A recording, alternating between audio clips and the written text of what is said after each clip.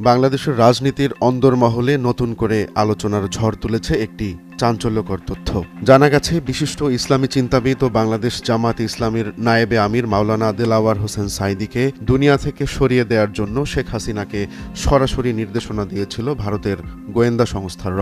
দীর্ঘদিন পর এই তথ্য প্রকাশ্যে আসায় নতুন করে প্রশ্ন উঠেছে, সাঈদীকে নিয়ে ভারতের কেন এত আগ্রহ ছিল, কার মাধ্যমে বাস্তবায়নের চেষ্টা করা হয়েছিল এই পরিকল্পনা, আর এর পেছনে বাংলাদেশের কোন অভ্যন্তরীণ শক্তি সংশ্লিষ্ট ছিল কিনা জানব সবকিছুর আদ্যোপান্ত। বাংলাদেশ জামাত ইসলামীর নায়েবে আমির দেলাওয়ার হোসেন সাঈদী ছিলেন বাংলাদেশের সবচেয়ে আলোচিত ইসলামী ব্যক্তিত্ব এবং নেতা। 2013 সালে কথিত যুদ্ধাপরাধ মামলায় তার ফাঁসির রায় দেয়া হলে দেশ জুড়ে ছড়িয়ে পড়ে তীব্র বিক্ষোভ ও আন্দোলন। এই আন্দোলন ভারতীয় গোয়েন্দাদের নজরে এলে র টার্গেট করে মাওলানা দেলাওয়ার হোসেন সাঈদীকে।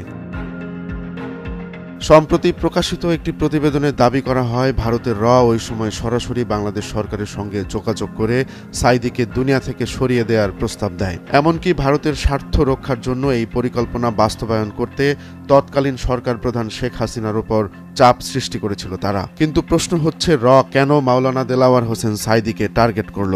ভারতের জন্য কেন এত গুরুত্বপূর্ণ ছিলেন এ জনপ্রিয় ইসলামী চিন্তাবিদ? মাওলানা দেলাওয়ার হোসেন সাঈদী শুধু একজন ধর্মীয় নেতাই ছিলেন না, বরং উপমহাদেশের ইসলামী নেতৃত্বের মধ্যে সম্মুখ সারির একজন ছিলেন। তার বক্তব্য ভারতে মুসলিম জনসাধারণের উপর ব্যাপকভাবে প্রভাব ফেলতে পারে বলে মনে করত ভারতীয় কর্তৃপক্ষ।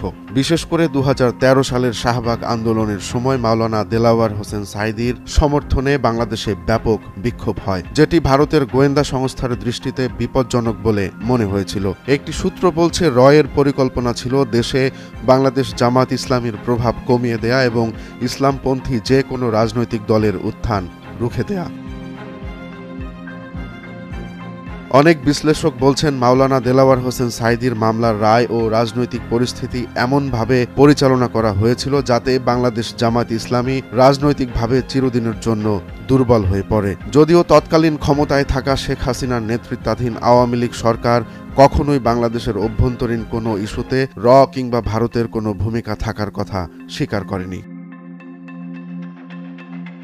বাংলাদেশ জামাত ইসলামীর জনপ্রিয় এই নেতাকে নিয়ে ভারতীয় গোয়েন্দা সংস্থা রয়ের পরিচালিত এসব তথ্য প্রকাশের পর দেশে নতুন করে বিতর্ক শুরু হয়েছে।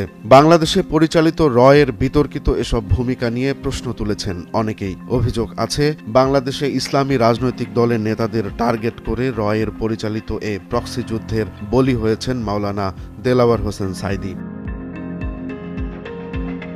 2023 সালের 14 আগস্ট বঙ্গবন্ধু শেখ মুজিব মেডিকেল বিশ্ববিদ্যালয়ে হৃদরোগে আক্রান্ত হয়ে মারা যান মাওলানা দেলাওয়ার হোসেন সাঈদী। এটি আসলেই হৃদরোগে আক্রান্ত হয়ে মৃত্যু, নাকি এর পেছনে ছিল অন্য কোনো কারণ? অভিযোগ আছে, মাওলানা দেলাওয়ার হোসেন সাঈদীর চিকিৎসক SM মোস্তফা জামান ছিলেন গণজাগরণ মঞ্চের নেতা ডাক্তার ইমরান এইচ সরকারের অনুসারী। অন্যদিকে 15 আগস্ট তারিখে মৃত্যুর ঘটনাও সন্দেহ করছেন অনেকে।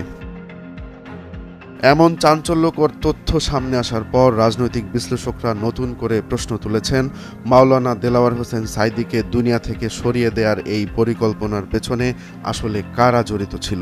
ভারতের গোয়েন্দা সংস্থা র কেন তৎকালীন সরকার প্রধানকে সরাসরি এমন নির্দেশনা দিয়েছিলেন? আর বাংলাদেশের ভেতরে আর কোন কোন গোষ্ঠী এই ঘৃণ্য পরিকল্পনার সঙ্গে সম্পৃক্ত ছিল?